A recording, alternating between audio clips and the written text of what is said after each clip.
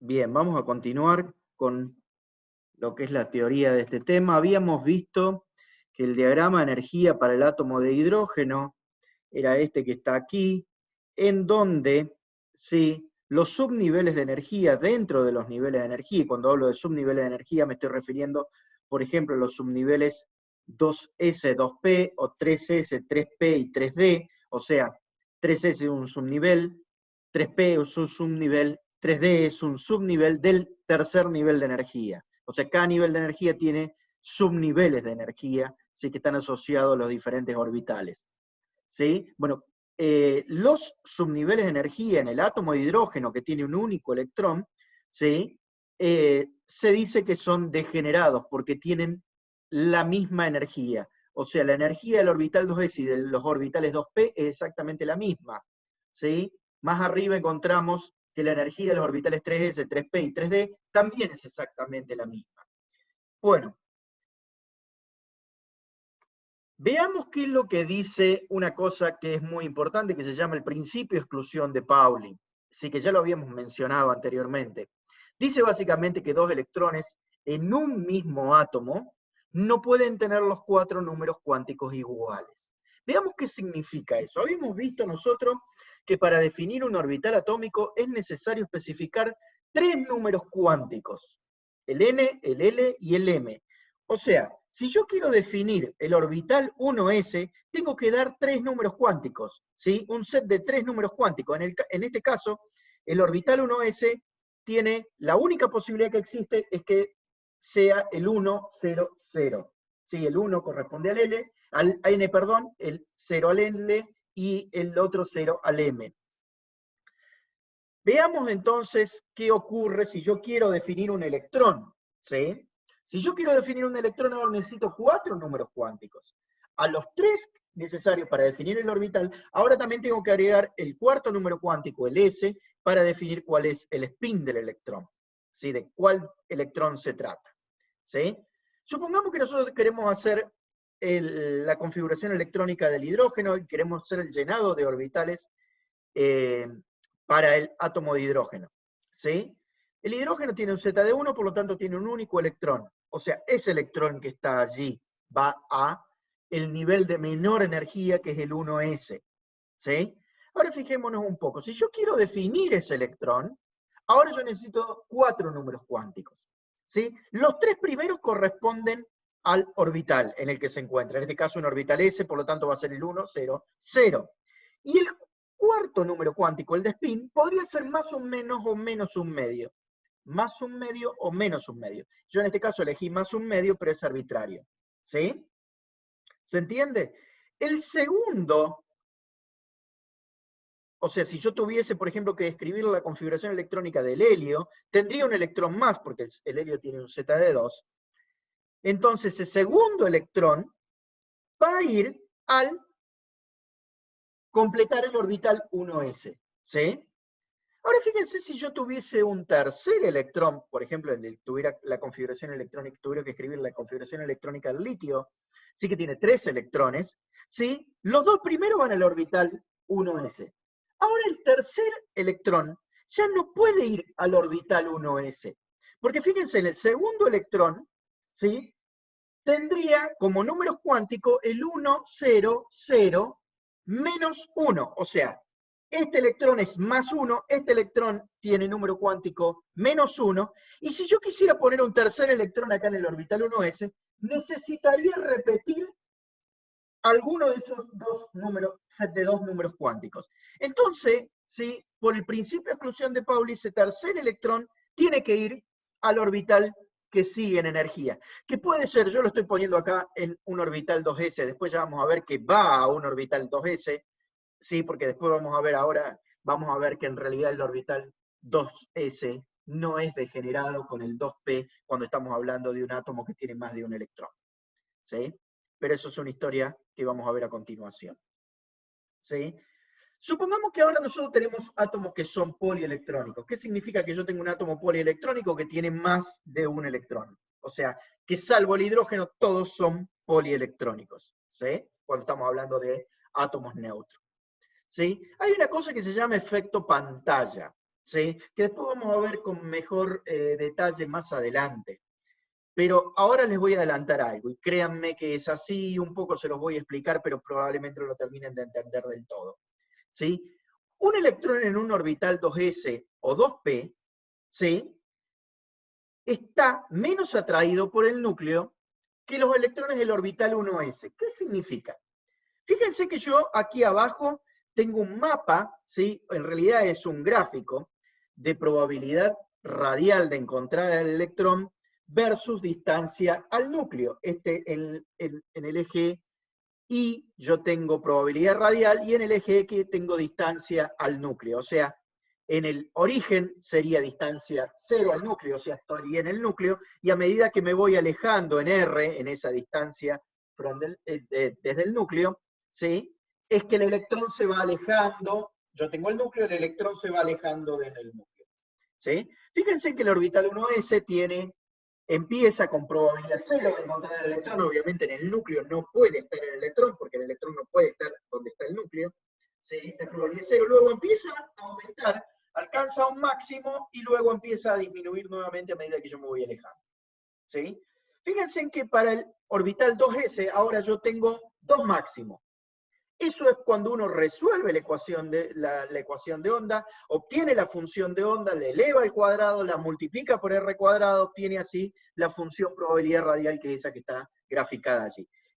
Como les decía, el orbital 2s tiene dos máximos.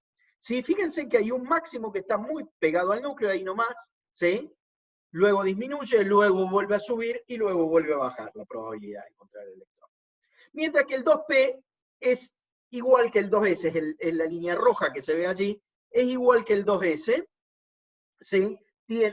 Arranca desde un mínimo, sube, alcanza un máximo y después decrece, ¿sí? Lo que está claro allí, ¿sí? Es que el orbital 1s tiene el máximo mucho más cerca que los orbitales 2s y 2p, más cerca del núcleo me refiero. ¿Eso qué significa? Que el orbital 1s es mucho más chiquito.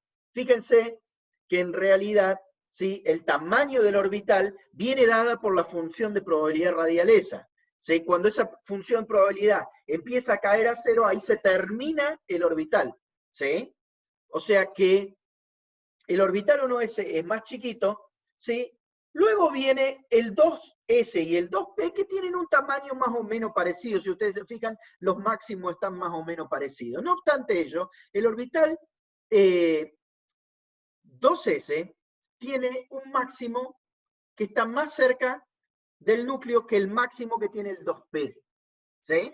Fíjense, el 2s tiene dos máximos, pero el primer máximo está más cerca del núcleo que el máximo del orbital 2p. ¿Eso qué significa? Eso significa que en promedio un electrón que está en un orbital 2s está más cerca del núcleo que el electrón que está en el orbital 2p. ¿Sí? Eso significa que la energía que tiene el electrón en el orbital 2s no es la misma que la que tiene en el orbital 2p. De hecho, la energía del electrón en el orbital 2s, ¿sí? Es más baja, está más cerquita en promedio en tiempo que más cerquita del núcleo, por lo tanto su energía es más baja que la energía del orbital 2p. ¿Eso qué hace o qué implica?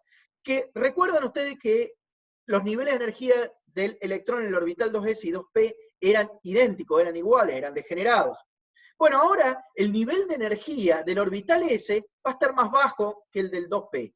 ¿Sí? O sea, acá va a estar el nivel de energía del orbital 2s y el 2p, que originalmente estaba aquí, ahora va a estar así. ¿Cómo se ve eso?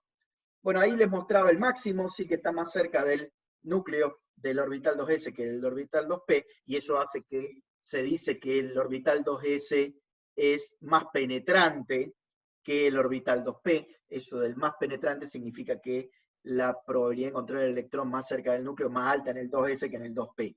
O, dicho de otra manera, el orbital 2s en promedio está más cerca del núcleo que un electrón en el orbital 2p. Energéticamente eso, cuando yo tenía un átomo de hidrógeno, o sea, un único electrón o un átomo hidrogenoide, ¿sí? Esos orbitales eran degenerados, ahora esa degeneración se rompe y el orbital 2s en realidad tiene menos energía que el orbital 2p, eso que le contaba recién. ¿Sí? ¿Eso cómo se ve en la realidad? Bueno, lo que ustedes ven aquí a la izquierda, ¿sí? Sería un diagrama de energía para el átomo de hidrógeno, y lo que está a la derecha es el diagrama de energía para para un átomo polielectrónico. Y fíjense que tienen distinto color los distintos niveles de energía, ¿sí? El segundo nivel de energía es violeta. Bueno, no es así, en realidad, perdón. Lo que tiene distinto color son los mismos orbitales. O sea, los violetas son todos S, los verdes son todos P, los rojos son todos D y los azules son todos F. Pero fíjense, está marcado. El primer nivel de energía tiene únicamente un orbital, que es el 1S. El segundo nivel de energía tiene dos tipos de orbital, el 2S y el 2P. Fíjense que el 2P aparece más arriba, ¿sí?, que el orbital 2S. El 3S aparece por encima del 2P, ¿sí? Pero fíjense acá que en lugar, luego viene el 3P, luego viene el 4S, pero después del 4S, ¿uno qué esperaría? El 4P. Pero antes que aparezcan en energía el 4P, nosotros tenemos el 3D. Fíjense ahí arriba que después del 4S, ¿sí?, el que le sigue en energía no es el 4P, que es lo que uno esperaría, sino el 3D. O mejor dicho, después del 3P, uno esperaría el 3D y en realidad está el 4S. Entonces eso parece todo un lío. Por suerte, ¿sí?, eso ya vamos a ver más adelante de que se puede solucionar. Vamos a otra cuestión importante que tiene que ver con la configuración electrónica y cómo es el llenado de electrones en un diagrama de energía, ¿sí? Esta es la regla de Hahn, ¿sí? La regla de Hahn lo que dice es que la distribución más estable de electrones en los subniveles es la que tiene mayor número de espines paralelos, ¿sí? O sea, nosotros acá tenemos el subnivel 1S, tenemos dos niveles de energía en ese gráfico que tenemos ahí, el primer nivel de energía y el segundo nivel de energía. En el primer nivel de energía tenemos el orbital 1S, en el segundo nivel de energía tenemos los orbitales 2S y 2P. ¿Sí? El segundo nivel de energía tiene dos subniveles de energía.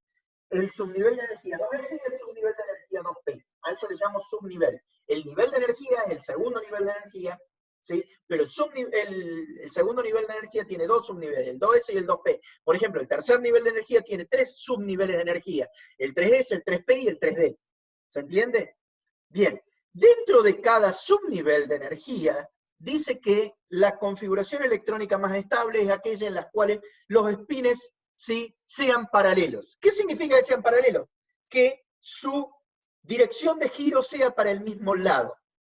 Si están para arriba, tienen que estar todos para arriba. Si están para abajo, tienen que estar todos para abajo. Esa es un poco la cuestión. Veámoslo cómo funciona con un ejemplo. ¿Sí? Ya habíamos visto la configuración electrónica de los tres primeros elementos, el del Z1, el hidrógeno, el Z2, helio, Z3, litio, ¿sí? Tienen los tres electrones, los dos primeros electrones van al orbital 1S, el tercer electrón del litio va al orbital 2S, el 2S todavía puede recibir un electrón más, o sea que el berilio, un cuarto electrón que tiene el berilio, ¿sí?, iría al completar el orbital 2S. Luego viene el boro, que tiene un Z de 5 y 5 electrones. Ese quinto electrón va a cualquiera de los orbitales P, cualquiera. Yo lo puse en el primero, pero en realidad podría ir a cualquiera. El problema está en el que sigue, el carbono. Tiene Z6 y por lo tanto tiene 6 electrones, ¿sí? Ahí nosotros tenemos dibujados 5. El problema es dónde va el sexto. ¿El sexto qué hace? ¿Va a otro orbital P que está vacío o completa el primer orbital PS semilleno? Y ahí es cuando entra la regla de Hahn. La regla de Hahn dice que la configuración más estable es cuando los espines sean paralelos. Si yo llenara, ¿sí?, el orbital semilleno ese, supongamos que el primero es el PX, lo completara con un orbital, con ese orbital tendría que tener un spin antiparalelo al que yo ya tengo. Y esa configuración es menos estable que si yo a ese electrón lo pusiese en otro orbital con el spin para el mismo lugar. O sea que si el segundo electrón, sí, tiene, el primer electrón es en el orbital PX, tiene un spin de más 1/2, el segundo electrón en el otro orbital PX también tiene que tener spin más 1/2. Esa es la configuración más estable. Y en el átomo que sigue, el nitrógeno, ese séptimo electrón, ¿sí?, que tiene el nitrógeno, ¿dónde va a ir? Bueno, tiene que ir al otro orbital p completamente vacío, también con el mismo spin, ¿sí? ¿Estamos? Luego, obviamente, el oxígeno irá a completar cualquiera de los orbitales p. Yo lleno el primero, pero podría llenar cualquiera de los otros, y los otros dos, en el caso del flúor y el neón, para completarlo, obviamente completan el otro nivel de energía. Es así de simple, no es tan complicado. Volvamos otra vez a esa cuestión de que uno ve todo bastante complicado. Fíjense ahí cuál es el orden de llenado de orbitales cuando uno escribe la configuración electrónica. Sí, venimos muy fácil, el primer nivel de energía, 1S, el segundo nivel de energía, 2S, 2P, venimos muy bien, pero ya en el tercer nivel de energía la cosa se entra a mezclar. Vienen 3S, 3P, y no viene el 3D, sino viene primero el 4S, fíjense, está en violeta acá arriba. ¿Sí? Antes de que aparezca el 3D, aparece el 4S. Luego viene el 4P, y en lugar de que aparezca el 4D, viene primero el 5S, después recién viene el 5P. En fin, todo un lío. Por suerte, hubo un alemán que escribió una cosa que es la que ustedes tienen aquí a la derecha, ¿sí?, que nos permite a nosotros llenar orbitales. Veamos cómo funciona. Veamos el caso del sodio, ¿sí? En el caso del sodio, fíjense, es fácil, los dos primeros electrones van al orbital 1s. Fíjense, aquí hay que seguir la flechita del gráfico que está a la derecha, ¿sí? Fíjense, yo arranco aquí, lleno el orbital 1s, ¿sí? Luego, llego acá abajo, me subo acá arriba, sigo la flecha, orbital 2s. Llego abajo, subo arriba, orbital, lleno el orbital 2p. Luego vengo con el 3s. Luego, si tuviera que seguir llenando orbitales, vengo acá, 3p, 4s. Si tuviese que seguir llenando orbitales, 3d, 4p, 5s. Si tuviese que seguir llenando, 4d, 5p, 6s y así sucesivamente. Esto es fácil de escribir porque fíjense, 1s, 2s, 2p, 3s, 3p, 3d, 4s, 4p, 4d, 4f, 5s, 5p, 5d, 5f. O sea, uno va escribiendo cronológicamente cómo es la aparición de los orbitales para cada nivel de energía, luego hace diagonales con flechas y ya está. Uno crea lo que es el principio de llenado de Aufbau. Ese Aufbau sale de una palabra en alemán que realmente no recuerdo en este momento, es gigantesca, ahí está cortada, es una palabra realmente complicada. Fíjense en el bromo, que tiene un Z de 35, ¿sí? Realmente uno con esta reglita puede llenarlo relativamente fácil. No obstante ello, uno, digamos, hay átomos que tienen Z de 100. Entonces realmente escribir la configuración electrónica de esos átomos sería realmente interminable. Entonces, ¿cómo se hace? Bueno, lo que se hace afortunadamente es se escribe, o sea, se evita de escribir toda una parte colocando entre corchetes el gas noble anterior, ¿sí? El gas noble, ¿sí?, del nivel de energía anterior. En este caso, como tenemos bromo 35, el gas noble anterior es el argón, ¿sí? El argón, ¿sí?, tiene la configuración electrónica esa que ustedes ven acá abajo en rojo, ¿sí? Entonces, poner entre paréntesis, entre corchetes, perdón, el argón significa o equivale a poner la configuración electrónica esta que está acá abajo, ¿sí? Entonces, uno es como que puede escribir la configuración electrónica del bromo simplemente escribiendo los electrones del último nivel de energía. ¿Se entiende?